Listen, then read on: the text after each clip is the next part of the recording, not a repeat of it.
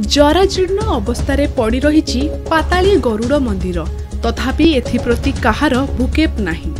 पौराणिक किंवदंती सहित एहार संजोग थिले मध्य एहार विकास प्रति कहार नजर नाही। मंदिरटी कटक जिला सालेपुर अंतर्गत ओढ़ासिंह गाँव में अवस्थित।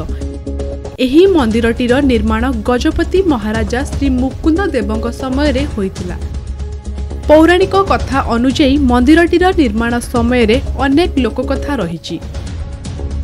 तथ्य अनुଯାयी दर्पण राजा घोड़ारे आसी मंदिर पाखरे पहुंचीथिले और मूर्तिटी को काटी नेबा पई उद्यम मध्य करथिले।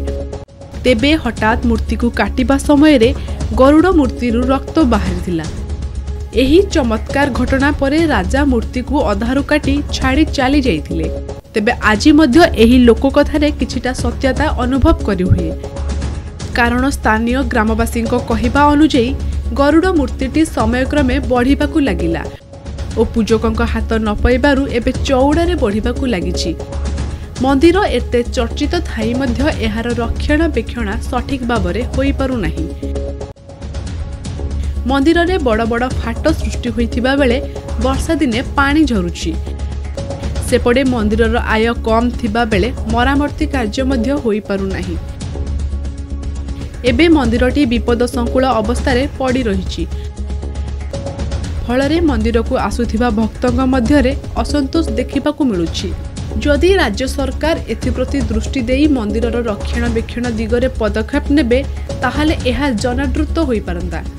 जेते आमे सुनिछि एठी जे जेते एठी हमर जगन्नाथ बलभद्र आ सुभद्रा मूर्ति एठी बड़ मूर्ति पूजा पाउथले आ दर्पणी राजा सेमाने आसी एठी ठाकुर को नै जाइछन्ती एवं तापर पर सेमाने चाहूतले सेतेबे हम सुनछु जे सेमाने आसी घोड़ा कोड़ा आसी पहुंची सेमाने जो गरुड़ पाताली गरुड़ हमर एठी तांको हमर काटी के नउथले तांको नै पाले रक्त बहिला एवं सेटा मोटा आकार रे उच्चा आकार रे बहुतले तापर बर्तमान मोटा आकार रे बढ़ुछन्ती। हमें जहाँ शुणुचे और मंदिर पूजक जी अच्छा सी कहते ना टे सामान्य बढ़ुंट और जो खंडिया होता से टे पूरण हो गरुड़ बढ़ुंट एवं भी पूजक आम कहते यार किंवदंती अच्छी सी अपर आकार पाताली गरुड़ तो उच्चता आकार बढ़ुले पूजारी हाथ न पाइबार से ठाकुर पूजा रजा कर अनुरोध कर चौड़ार बढ़ुंट।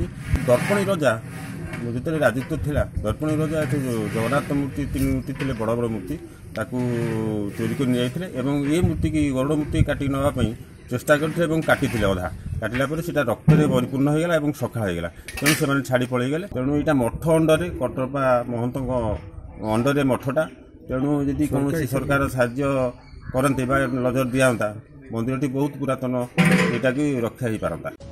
कटक जिला निश्चिंत कोइलू स्वदेश रंजन।